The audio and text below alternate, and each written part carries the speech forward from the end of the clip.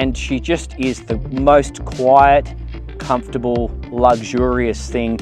Smooth, quiet, comfortable, commanding. Like, this is really cool.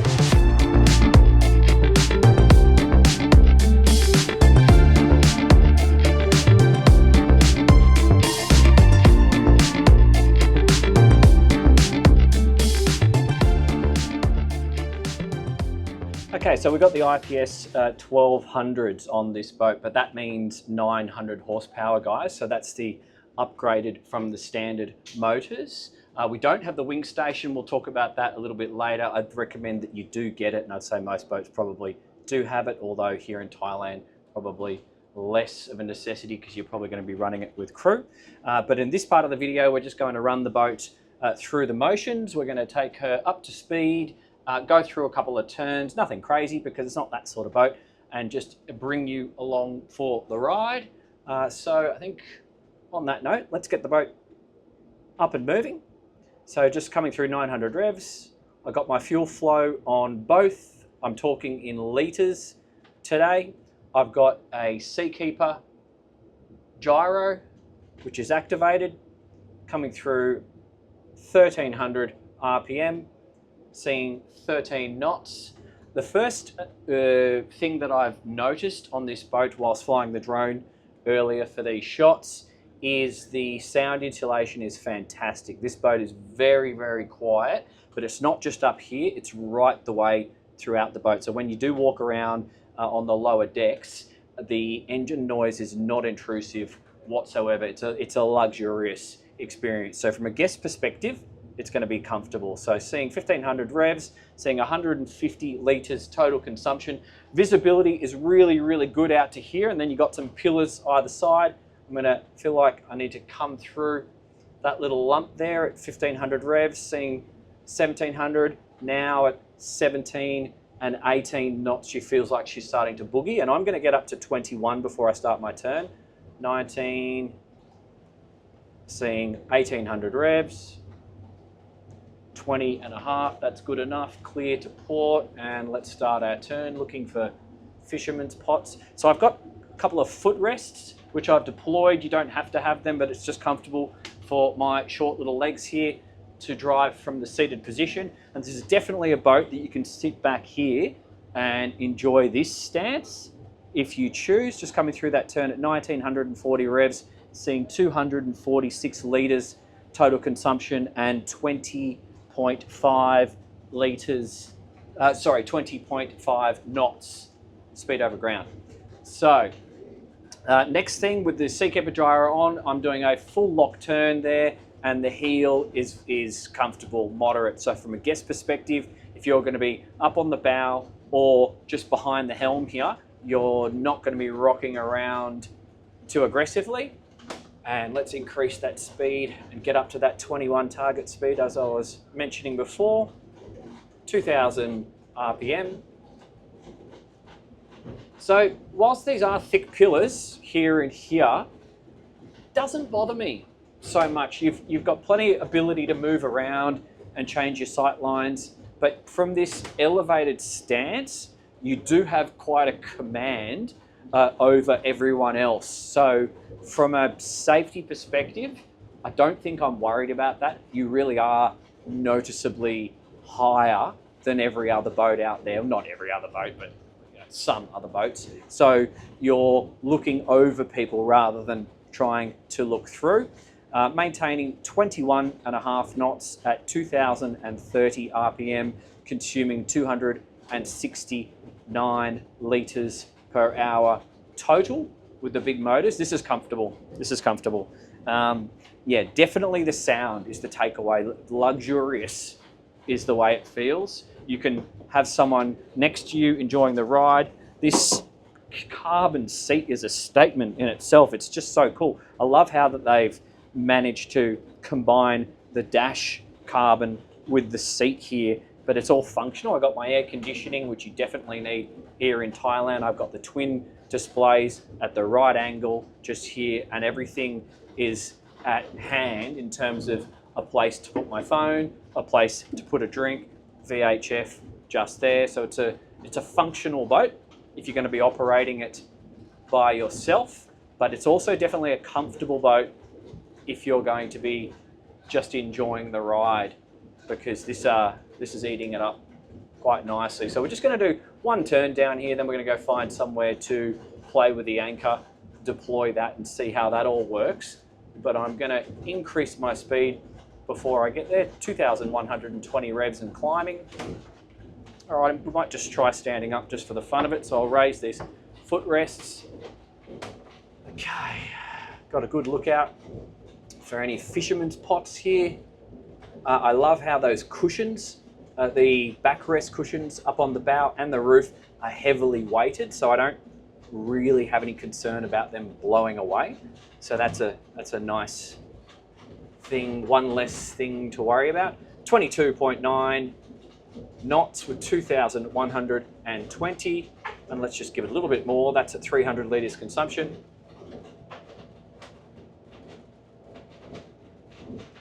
.24 and climbing. Smooth, quiet, comfortable, commanding. Like, this is really cool. Rudder angle indicator is useful. Obviously the joystick is going to be super handy for many of you. Oh, that's my footrest flopping down. I think I probably just need to tighten the nut there so it sticks in place a little bit easier. Yeah, joystick's going to be super handy from a parking situation, and we've got the variable speed bow thruster as well should we need it. So 25.9 knots at 2,270 RPM. I'm seeing a 340 litre consumption. Just going to do one little blast at wide open throttle there. I'm seeing just about getting to 26 knots, 2,270. Seems like the wide open. And let's bring it back and find our cruise, which feels much more like a 21 to 23 knots. And I'm actually going to check my decibel meter on my watch, because this is so incredibly quiet. Look at that. 70 decibels. That's like conversation level noise. So at 22 knots, let's just do one turn. So you do have a little bit of loss of visibility when you're looking all the way aft. So if you're in a busy traffic area, just duck down and then you can see through. But I'm clear. I'm going to do one hard turn, a little bit of heel. Got some fish activity really kicking off out there on the horizon. Something's happening. And smooth, commanding, I like that word for this boat, coming through there at 23 knots, and then I'm going to come off the pace nice and gently. You do have some blind spots aft, but you can resolve that with a camera. But this is the boat that feels so much bigger than it actually is. You know, we feel like we're on an 80-footer, but we're not. It just has that energy about it. Okay, coming off the plane, I can see my wake dissipating. I do have an aft-facing camera should I need. I'm just going to go into my waves here.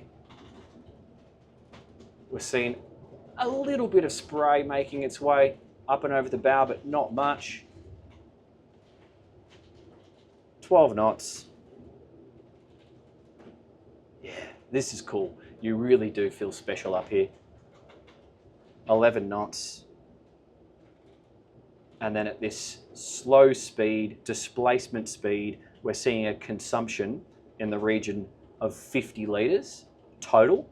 And that's giving me a speed return of 10.7 right now. So you can really stretch out your range at that slower speed. Cool. All right, we're going to go find somewhere a bit protected from this wind and play with the pig.